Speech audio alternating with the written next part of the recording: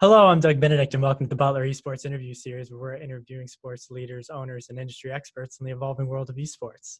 Today's interview is with Zachary Matula. Zach is the CEO of DarkZero Esports. He graduated with a bachelor's degree in economics from Texas A&M. Zach has held positions as executive consultant with Graybox Games and as an independent private equity investor. Zach, thanks for being here. You got it. Thanks for having me. Of course. So getting right into it, seems that you've kind of jumped from a different area into the world of esports. How did you get your start, professionally overall?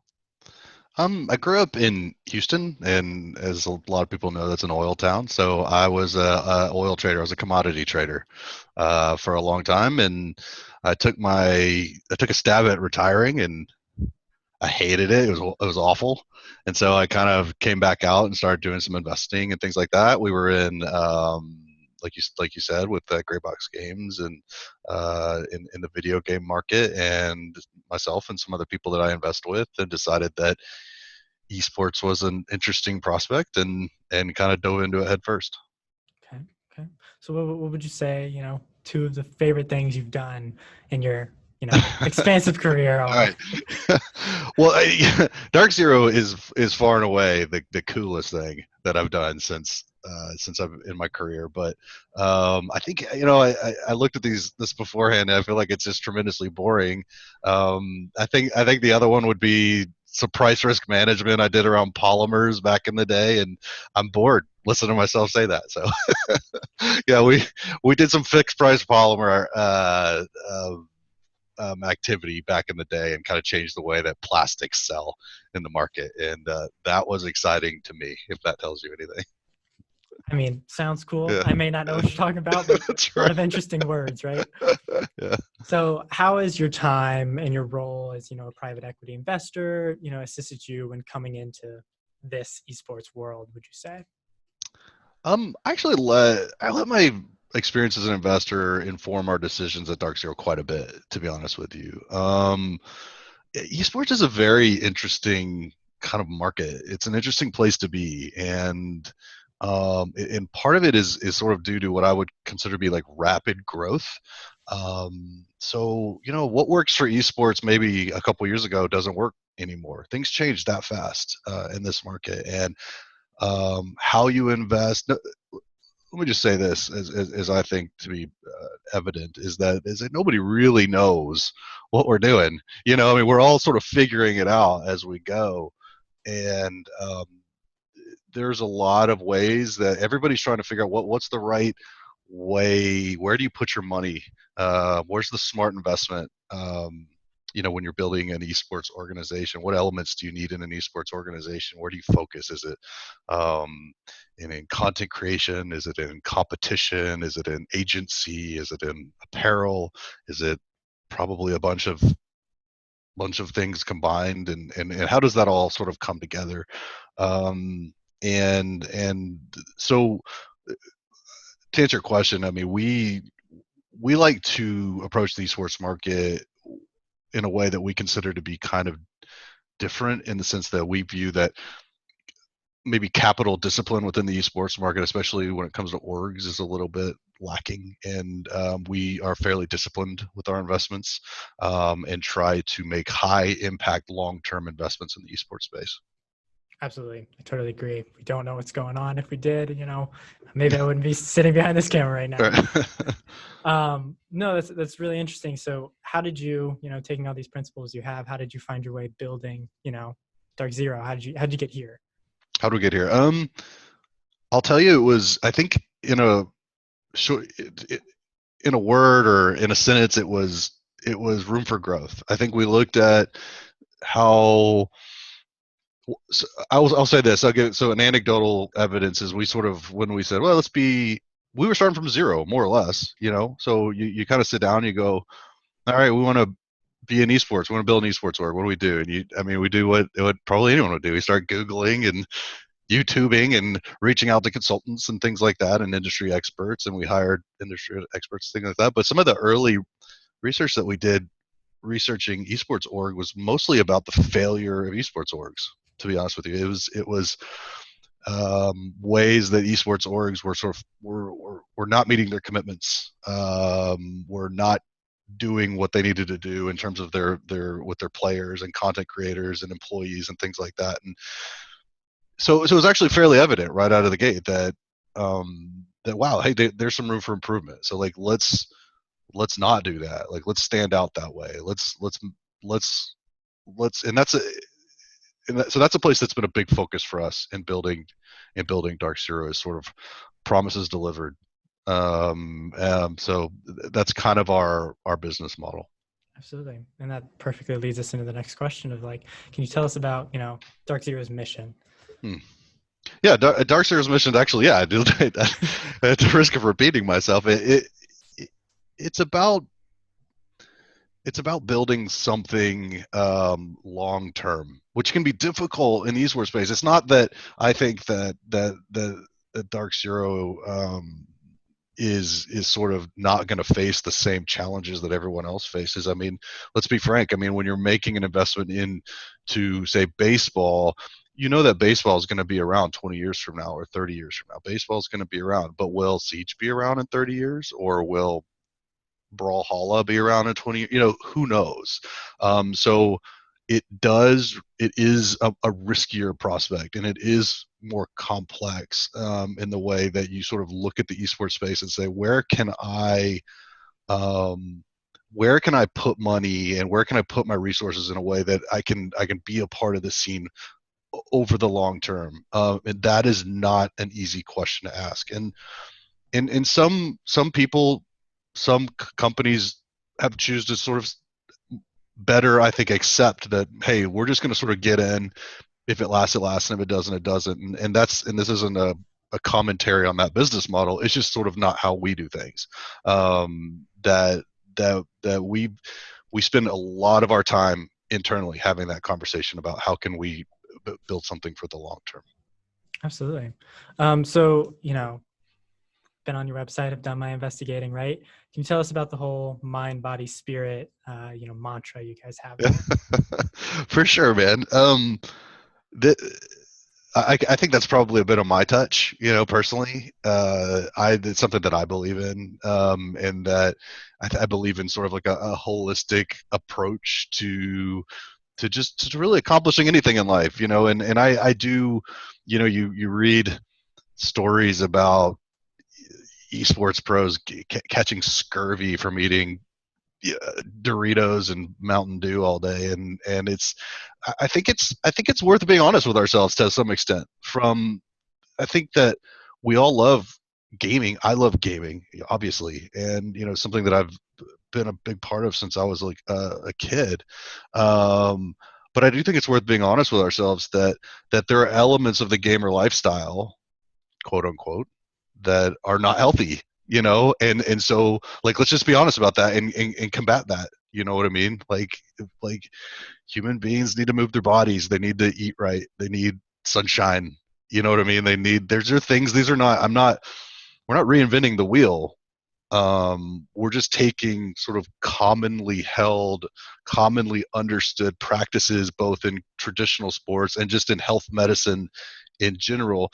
So I certainly wouldn't want people to take the mind, body, spirit too far in the way that they think about how we apply that. I mean, we're not, we don't have a crystal collection around the house or anything like that. I mean, but we do believe in the healthy body, healthy mind, good performance, long-term aspects of that kind of approach. The other main issue that doesn't get, I don't think, enough coverage is burnout. Esports pros, the life of an esports pro is short. It's very short, and there's reasons behind that, and not that we can approach all of them. I mean, some of it is fundamental. Some of it's the stress and what it takes to compete at that level is very, very difficult. And the toll that it takes, sort of on the psyche and the human body and things like that. But there are things that we can do to combat that, and so where we can, we do. Absolutely. That's awesome.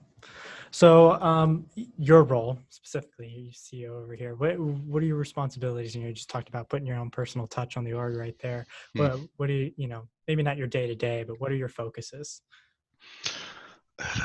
That's a tough one, man. Like because we're a small org and we're built that way. It's intentional.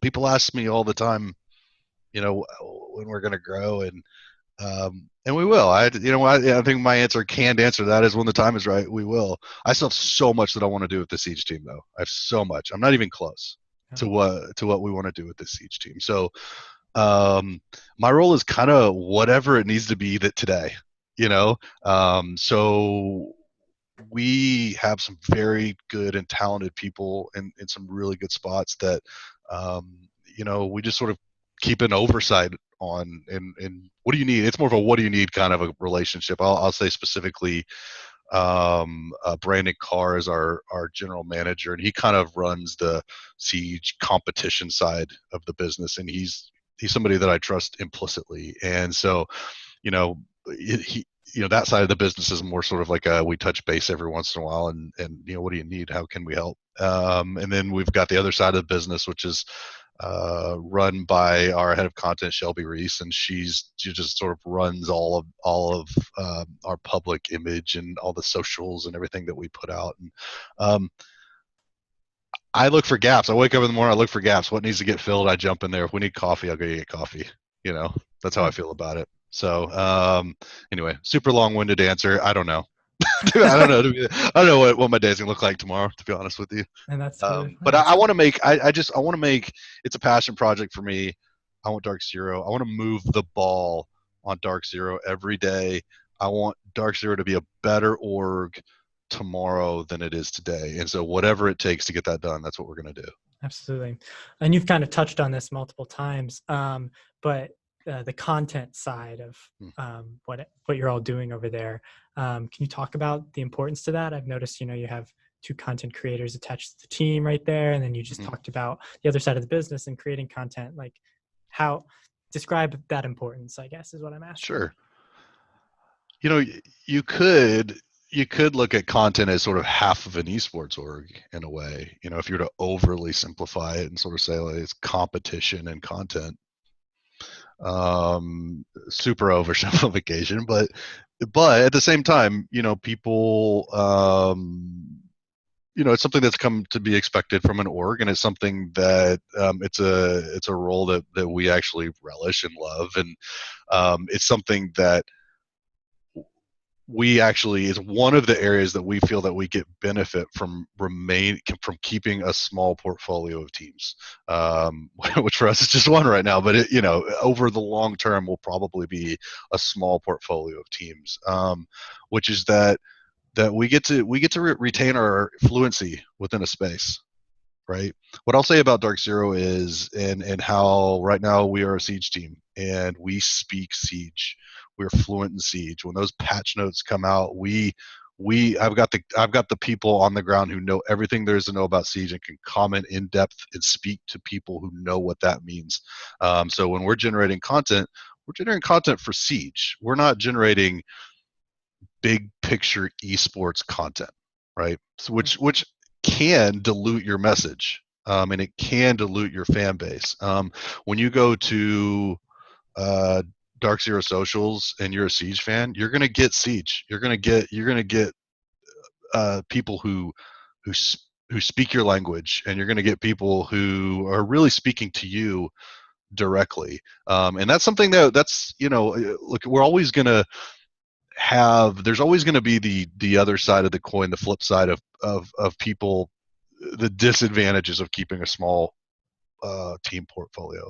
But that to me is one of the counterweights, is that we are able to speak directly to our audience in a way we wouldn't be able to if we had a large portfolio of teams. Absolutely. So talking about the times now and what's currently going on with COVID-19, doing my reading, doing my homework, you prioritize that face-to-face competition, that in person. How's it going now is essentially what I'm asking you. How's it going? With everything that's going on with the virus, how are you continuing that competition, or that, that face-to-face motto that you guys have?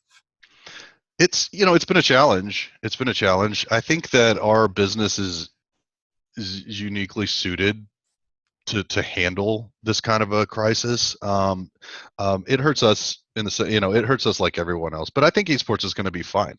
I'm not worried about esports at all. Like we've got our business. I mean, sure, people miss LANs. We miss LAN. I miss being face to face with the people that I'm working with, and that's certainly a hindrance to us. But esports is going to be fine.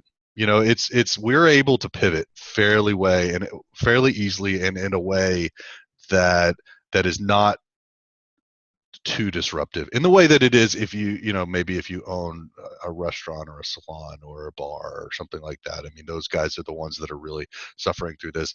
Esports is going to be fine. Absolutely. So tell us about the house then. Tell us about the DarkZero game house. How's it designed, specifically for gaming? How does it, change your competition level or how you operate, I guess? Sure. Well, so that's actually a double part question, whether you know it or not. We have so we are currently in a 6,000 square foot house in Houston. It's more of a facility really than a house because we have org ops in the house, right? So we can provide daily on-site support for our team and staff, which I view as being pretty important. So this sort of goes back to, I think, your question about mind, body, spirit, which is just that, we take a very holistic approach to our methodology and to how we design our facility. So first and foremost, I mean, we have a gym at the house. We have a personal trainer that comes out 3 times a week. He's not during COVID, but we've maintained our rigorous workouts. It's this is a pushback that I've gotten some from the team, but I feel like they tolerate me. It's not a cave, right? I do think it's important. It's open. It's professional. We have the right equipment. We take a lot of. I wanted to build it like a professional office would be. And I spent most of my career on a trade floor, on a commodity trade floor. And frankly, there's actually quite a bit of crossover there. You're really talking about a small team of people collaborating on a daily basis in a high energy environment, trying to figure something out to succeed. And that's what we do at DarkZero. So to be frank, I built our working facilities at the current house, like I would of a trading team.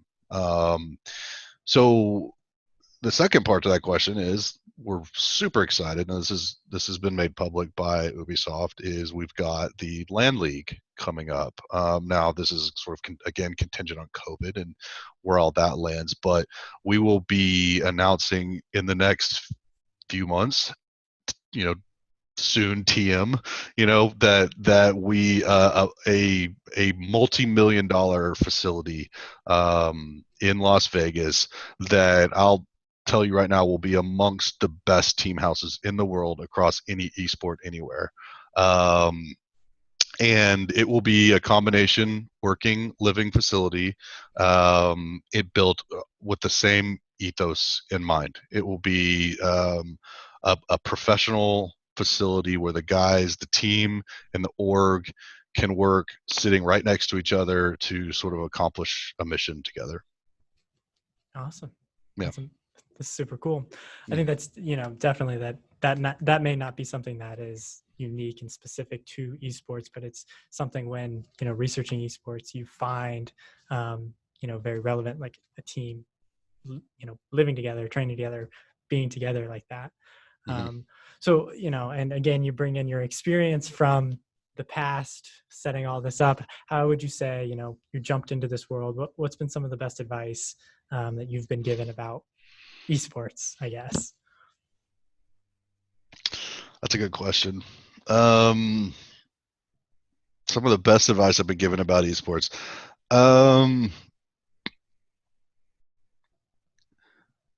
I'm not really sure how to answer that, to be honest with you. I don't know that I'm kind of drawing a blank on where to go with that. So I don't know. Can I get a mulligan on that one? Absolutely. Okay. Absolutely. So we'll jump into the next one. Jump on the next one. We'll Look, jump if on. I think of a good piece of advice, We'll, I we can think bring it in back. fairness, I don't usually take it. I'm not good at taking advice. I'm like, so I probably just forget it all right out of the gate. And But if and something that, pops in my mind, I'll circle back to that that's one. totally fair. Totally Yeah. fair.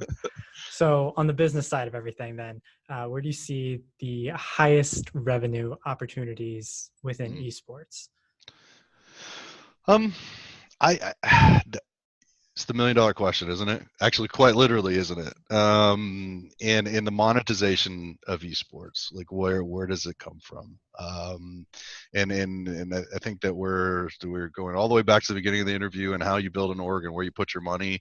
Um, I think that some orgs go fairly apparel heavy. I actually kind of like that. I think that there's a good crossover between esports and apparel, and it's a good way to sort of service your fans and give them something that they want, and also monetize the business. Because at the end of the day, I think we need to be. It's another thing that we need to sort of be honest about. Now, I think we run into issues where you see some sort of abusive practices from orgs, right? And then that sort of gives everybody a bad name. And I completely understand that. 99% of the time, I'm gonna be on the side of the angry mob. But look, in order to do what we do, and for everybody to get to sort of realize this dream that we're all trying to do together, like orgs have to make some money. And we got to monetize this. So I think apparel. We like apparel, and we like apparel, and we like non-endemic sponsors. I love my endemics as well. Don't get me wrong, endemics, but we think that that's where a big growth opportunity is. Is probably said a better way is non-endemic sponsors, and that's sort of a bit of an education process. I think big picture, there's everyone knows something's exciting is going on in esports. One of the things I think we can do better as an industry is being inclusive, in the sense that helping people to understand what we are and where we live and what we do. If you take a person who's never experienced esports, who's not in the scene at all, and sort of says like, go, where does esports live? Where do people talk about esports? Like what are the big esports? These are actually questions that I believe are too difficult to answer. That maybe we ask too much of the casual fan. Maybe we ask too much of people who are sort of outside of the bubble. And so that's where non-endemics live, right? They live outside of the bubble. And that's where I go back to, it's a bit of an education process and helping people to understand all the really cool stuff that's happening in esports. And I think that we're getting better at that, and we are seeing people outside the bubble looking in and going, wow, like I think there's a lot of excitement. Everyone knows something really cool is going on, and it's more about crossing that bridge, doing outreach, and helping people understand like where is good places they can put their money and help invest in the space. Absolutely. That's awesome. So, DarkZero as a whole, your whole brand, what do you think you have gotten right about, professional competition or Mm. events in esports? These being, scaling up every year, it seems. And, it's amazing for the people who are super into it, but where have you gotten it right? Where have you seen your most success in that realm? Hmm. I think that one of our big push has always been analytics. I remain super bullish around the role of analytics in esports. I think that it's a game changer, and to the extent that we can leverage the data that we have to help increase the skill gap, increase the level of play within esports, that you're gonna help drive the industry forward. So it's something that we lean into as an org and have had really good success with. The other big one is just mindset. To be frank with you, it's mindset. It's this idea that um, players and coaches and the talent and everybody and the orgs and the sponsors and everybody's on the same page that we want to see esports become mainstream. We want to see it be tier one and compete with traditional sports. We want all the money and fame and everything that comes with that. But there's a flip side of that coin, and that is the sort of level of personal responsibility that it takes to compete in an ever growing field. And so the more the more money, the more attention, the more that pours into this, the more it's going to take to compete. So it's really about playing esports, especially both from an org side and from a competitive side, about where it's going to be and not where it is.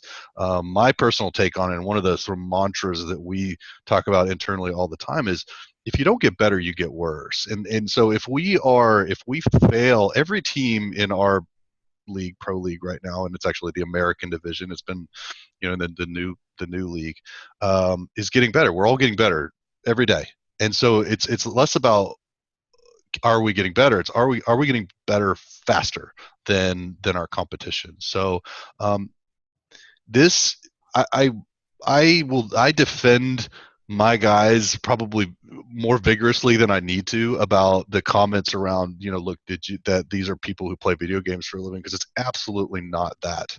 The work ethic and the stress that goes into being an elite gamer is so impressive. Um, but we can't ever get comfortable is sort of where it's at. We can't ever get comfortable. We have to constantly be pushing ourselves to get better, because if we don't, we lose, and that's it's as simple as that. Very interesting. So to the org side specifically, we talk about, community engagement. And for esports, that can look like many different things, right? For traditionally, people think, oh, the neighborhood around me. Whereas esports, you are connecting with people all across the globe, and they become your community as they watch your videos and watch you play and, cheer you on and whatnot. So does DarkZero, are you putting effort into that community engagement piece, that, the outreach, that sort of thing? Does that make sense? Yeah, absolutely. We view it as something that's sort of important to the growth of DarkZero.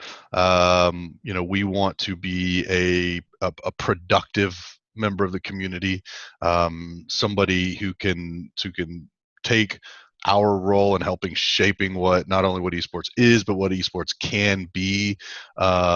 We are actively involved, sort of in charity events. We have things on the calendar moving forward, so we definitely take our role in community development seriously. Very interesting. So, we just kind of talked about this too, but how do you, continue to grow? You gave us like your ideals around it, constantly growing, but how do you continue that growth and that in the org and in that competition piece, I guess? So it's a great question, and it's something that we consider every day. One thing to keep in mind is that esports is growing very, very fast. Some say up the order of 30-40% a year. In context, that means that esports is doubling every couple of years in size. That's amazing, right? That's huge. That's huge, huge growth. So to some extent, even just keeping track is quite a bit of growth. So growing within the scene that you're in. Again, we sort of like to play. It's sort of something we talk about quite a bit internally. Is playing esports for where we think it's going to go rather than where that it is today. So we spend quite a bit of time. We're tremendously bullish on the Rainbow Six Siege scene. It's where we've planted our flag. We believe that Ubisoft is doing a tremendous job in growing that scene.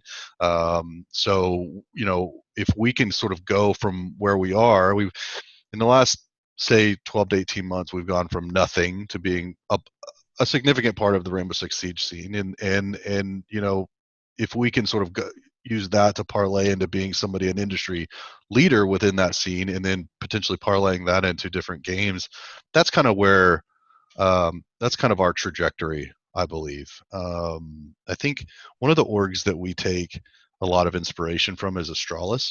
I love Astralis personally, and what they've done in the CS:GO scene, and they really sort of show that not all growth has to be rapidly expansive; that it can be focused and disciplined. So that's sort of the tag that we're taking. Absolutely. So, and again, you just kind of spoke to it, and the $1 million question, right, is, where do you see what do you see the overall esports being in like 3 to 5 years? Where's these next steps? Are we jumping into this mainstream and primetime TV, or are we still pushing for our Twitch stream to be viewed by 1 million people? Yeah, it's probably all of the above, and that's what's so cool about esports. I think you can't, when you're talking about the growth of esports, it's impossible not to talk about the industry that underpins it, and that's the video game industry at large, and the role that we play in that. And as you know, it's one of the largest industries on the planet. It dwarfs almost every other form of entertainment combined. So one of the main areas for growth in our mind is further integration with the gaming industry, right? I mean, you've got this multi-hundred-billion-dollar industry, and if us as an esports industry can continue to be valuable to that industry, then there's obviously quite a bit of revenue there that can be generated. I think that we do have sort of what we spoke about earlier in terms of um, letting people in, letting the rest of the world in, showing people what esports is, and sort of what a lot of people would refer to as mainstreaming esports. There's so much to be done there. We know that eyeballs on a daily basis are switching from newspapers and magazines and television to social media, Twitch and YouTube and Twitter. And so sort of putting our flags down there and being a big part of those channels as well. So I think we're exceptionally well positioned. And so there is a pretty major timing aspect to this. And, you know, I don't think I'm going on a limb and saying that esports orgs as it stands today are not generating just a ton of revenue. You know what I mean? Probably the vast majority are in the red. So we're all sort of putting our flag down, saying we like this space, and trying to on the fly learn to monetize and survive as the industry grows to a point where we can be sustainable. Awesome. So our last question, we ask everybody this, and for the longevity of our interview series here, and just to get extremely interesting perspectives like the one that you've been able to provide us today, who are two other people in the industry do you think are great candidates that provide us with these interesting interviews? That's an interesting. Okay, so in fairness, I didn't get these questions ahead of time. I just Totally want fair. everyone to know that. So you're this is on the fly. I'll tell you what. I'll throw it out to. I will throw it out to. Hold on, let me look here. Give me a second. Fine, Give me fine. a second.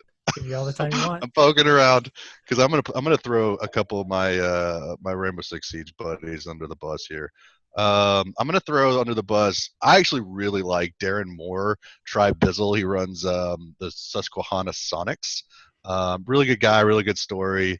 I think he says he's like 25. I think he's 55. I'm gonna and I'm gonna throw Sean Pellerin under the bus. He runs Space Station Gaming. Talk to those guys; they're pretty Awesome. solid. Absolutely All right. well. That fantastic interview. Thank you for all of the the great perspective, the history you bring from things that you've done before, and those are great suggestions.